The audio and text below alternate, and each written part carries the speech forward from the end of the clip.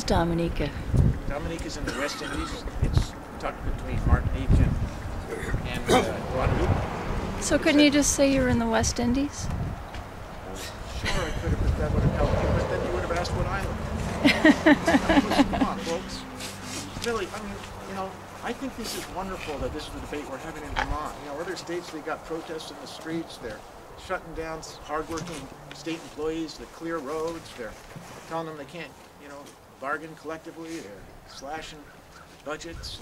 You know, it's wonderful that Vermont is in such good shape that this is such an exciting topic. Well, speaking of protests, there's actually one right now happening at the State House. Would you like to talk about that? Sure. You know, we're making some really tough choices in our budget. We all know that I've been very clear on what the outcome of the budget has to be. A balanced budget. We recommend a budget that matches the ability of Vermonters to pay with the appetite for government to spend. And I think the legislature is doing a good job taking testimony on our budget.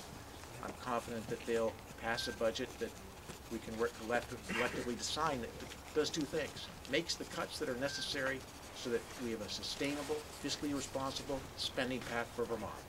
So we're not back here next year cutting another $174 million. That matches our appetite for spending with the ability to pay. That means no new taxes.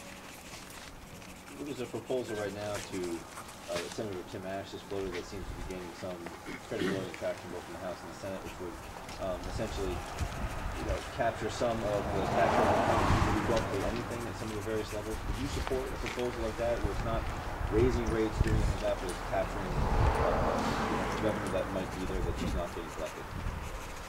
You know, I'm not familiar with the proposal, but if it's really just collecting revenue that should be collected, of course we want to do that. It's an alternative minimum tax. What's that? It's an alternative minimum tax. Oh. Alternative minimum tax for for folks. I think as you pointed out, several hundred people making $100,000 or more pay zero taxes, or at least that's how it shows up in the tax department form. And there would be an alternative minimum, so everybody has that. Do you support an approach like that? You know, I'm not familiar with the proposal, to be honest with you, but I don't know how I can be more clear.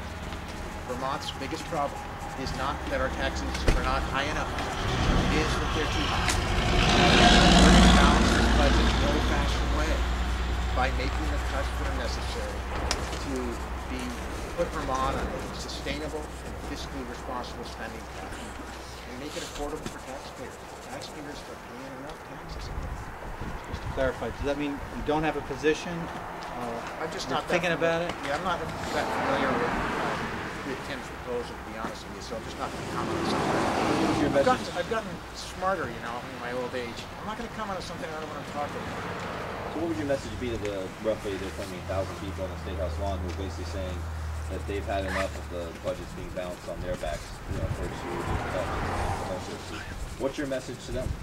My message is that we work together, Secretary of Administration, Doug Racine at the Agency of Human Resources, EHS, Agency of Human Services, to put together a budget that makes tough cuts without balancing the budget on the backs of the most vulnerable Vermonters, and we've done the best we know how to do.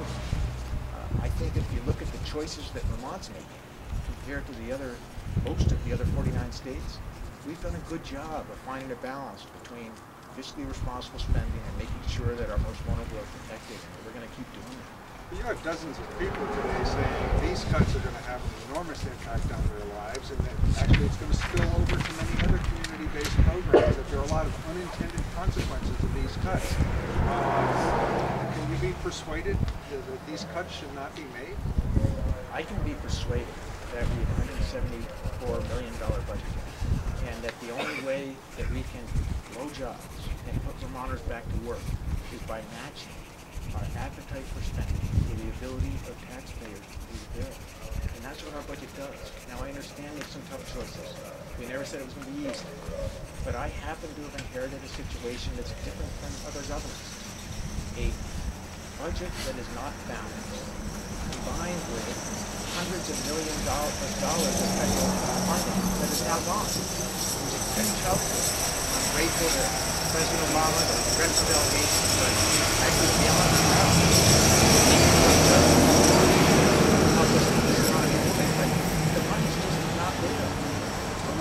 question that I've heard at the State House.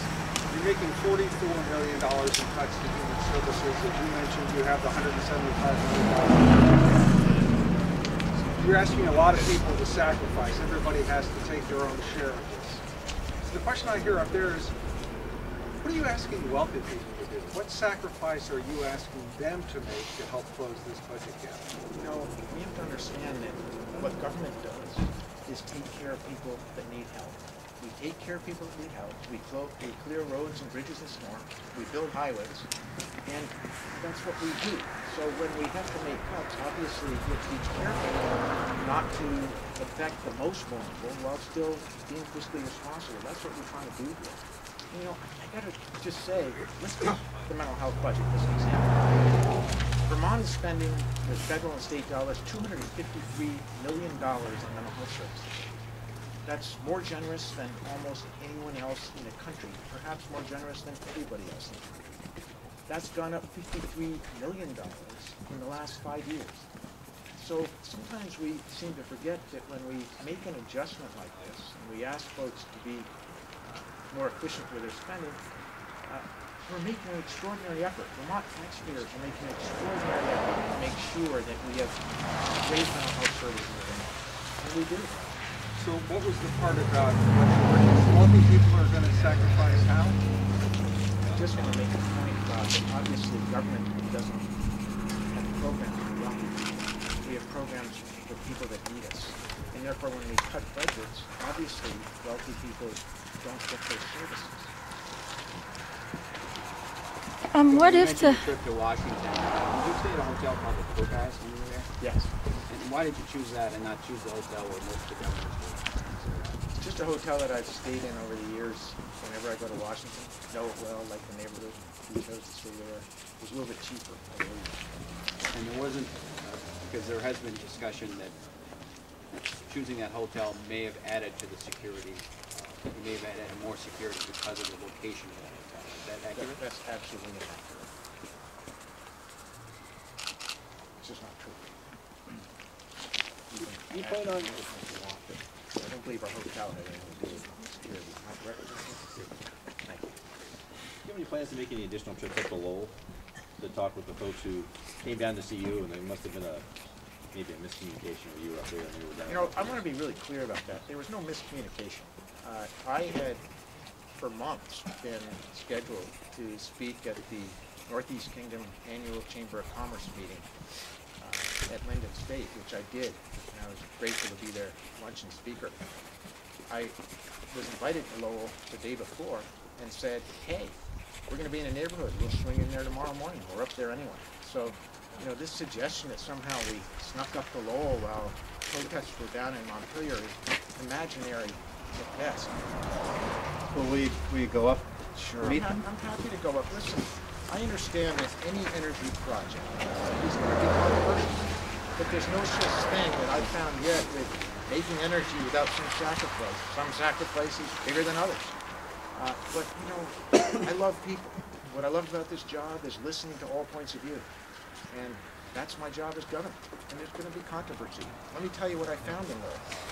What I found was an excellent location to build a wind project that's going to power 20,000 Vermont homes and going to be owned by a Vermont utility, which ultimately is going to benefit Vermont ratepayers, because once the infrastructure is paid off, we're going to get extraordinarily cheap power from those windmills. So, you know, it meets my criteria of getting off of carbon-efficient oil, moving to renewables, and putting money into a local economy that needs help creating jobs.